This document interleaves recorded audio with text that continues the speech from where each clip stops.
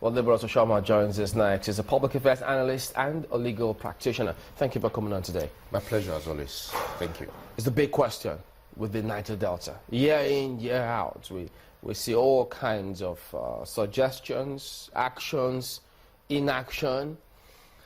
Where do we go? What do we need to do to solve this? I think the basic point is, first and foremost, there was the table before the war, and the table will always remain even after the war. It's not been broken at all? No, not at all. It's always there. It's a constant. It's like the ground. And we missed the point from the word go. You know, the last election actually polarized us, greatly, divided us.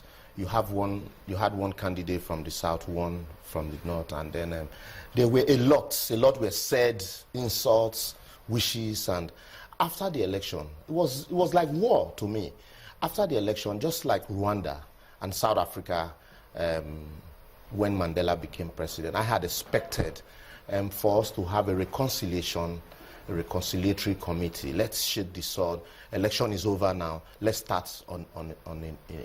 It was that close, 2,571,000. Yes, it was very close. And so I had expected, that reconciliation, truth reconciliation, whatever you want to call it.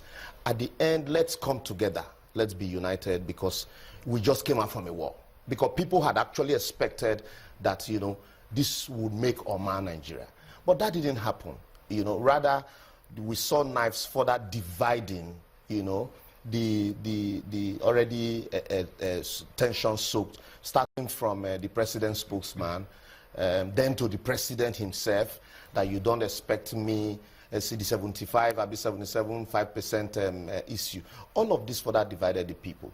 And then now you hear, oh, let's support, let's pray. And then those people that are on the other side will say, no, you didn't support us in our time. And so that's the foundation for all of this. But should we allow it to continue? The answer is no. There's still time. I'm not in support of calling a group of persons to say, look, let me dialogue with you, because what that will create, just the same way you saw I created amnesty for these persons because they have the capacity or they are carrying arms now. How about those that have the capacity to carry arms but are not yet carrying arms? So there should be broader. There should be the same way you can start from the entire Niger Delta or the entire South, peace committee or peace and reconciliation, not just those people carrying arms, because you would be creating a very wrong precedent. That was what the amnesty was supposed to achieve. Allow these boys lay down their arm while we develop the region. But that didn't happen. What rather we saw was, some people becoming millionaires overnight, some even going as far as building universities outside the country while they were agitating for better life for their people. So that also had taught us a lesson that it is not good to empower individuals, but to empower the entire region. But how can we go about that if we know, because I think we're on the same page when it comes to looking at the Niger Delta issue. Almost everyone has come up to agree that this place needs development, this place has been shortchanged, this place has been greatly cheated. But when we talk about negotiation, who do we speak to? No, it's not about negotiation now. It's about creating a platform for everybody to come air their grievance, because even some of the Niger Delta leaders are not exonerated from this crisis. Sorry, you know why people are talking about? You know why people are talking about the negotiation? Because we had what you would want to call an interregnum when we had the amnesty period. So that afforded us the opportunity, the nation, the opportunity of moving into the region and fix all of those things that they had all agitated for. But I think, looks like no. We didn't take see, up that chance. What are the demands? Some of these people had already said, look, these are demands that you need to meet. Government can't meet all these demands. Some, for me, are laughable.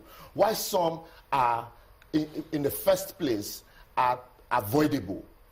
Take the issue of the Maritime University, for example. For me, the only problem the Minister for Transport had with that institution is the fact that the amount spent in acquiring the land was way outrageous. But money had been spent, structures have been built on it. So should we now throw away the baby and the bathwater? Do you say, look, I don't need to develop this place simply because, somebody spent so much? You can always revisit that. And that's why I like the approach of the Minister for State for Petroleum. that no, you can't, anything that has to do with developing this region, no matter how outrageous the initial takeoff was, it's something you need to look at. So if you look at these issues and say, okay, these ones we can meet immediately, let's see how the Maritime University, will see how you can take off. And all of these will give way, will assuage certain persons, and then you create a platform for everybody to come dialogue, because you give opportunity for them to look inward also and blame some of the leaders that have further put them in this position that they are. Because if you say that you close down the Maritime University and you're going to create a commission for the Northeast to develop the Northeast, the question on understanding that you still operate a mono economy, where the resources, 80% of your resources come from this region. The issue that, we'll be begging for answer is, we should stop developing our region while you take money from here to go develop, another region. And unfortunately, the president is from this area. So these are the questions. But what do you do? Try as much as you can to create a level playing field so that everybody, it's like, having a sense of belonging in the entity called Nigeria. Sorry, Chairman, so what are the laughable ones? For me, like I told you, you say demanding for the release of Dasambo Dansuki, demanding for the release of Nnamdi Kanu, who's already facing trial and all of that. Allow the judicial process to, run its course. You can ask for expeditious trial, of these persons. And then also further say, let the fight against corruption not be one-sided. Let it, be an open affair. And then even, we can't be fighting corruption without looking at the Nigerian police also. You arm one agency and to the detriment of the other. We need to look at all of these issues holistically. That's a big chapter now. If you go yes, it's a different ballgame. But one wonders, what is it about the establishment or government that makes people lose hope in them, both at the federal and at the states? A lot of people were spoken to about developing the region. Many of them speak about different groups. They talk about nationalities, ethnic nationalities. They talk about different groups in the region, but it's only on few occasions where we probe harder that they then say, well, yes, we've got the state governors. Let me tell you, first and foremost, the system, the entity called Nigeria, is a lie unto itself. We call ourselves Federal Republic of Nigeria, but yet we're not practicing federalism. And that's a different ballgame. I will come to that also. And then you look at the NDDC is largely funded by the oil companies in this region. And yet, there are spillage that have occurred in this region for years, even as recent as 6 years ago. But like the one that happened in America, you saw the American government insisting that these companies must pay compensation. But what do we do here? What do our government do? Nothing. And so the companies will be protected. They will operate unhindered, and compensation will not be paid to host communities. And you find in some cases, these host communities would have to go as far as London, America, to get judgment for matters that occurred in their local environment. So these are some of the issues. And then, because of the system of government we operate, where everything comes from the center, every month you see governors run cap in hand to Abuja to collect a handout, all in the form of revenue sharing.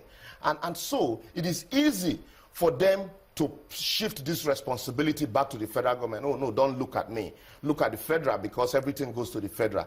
I only get little, I can barely pay salaries. Local government are almost non-existent. So that is why you hear that some people now all of a sudden have woken up to cry for restructuring, even though they didn't do anything while they were there for 8 years. We need to truly relook at Nigeria, rework Nigeria. That's a long-term solution. But the immediate term solution, for you to develop this region, you need to achieve some modicum of peace. And how do you achieve it?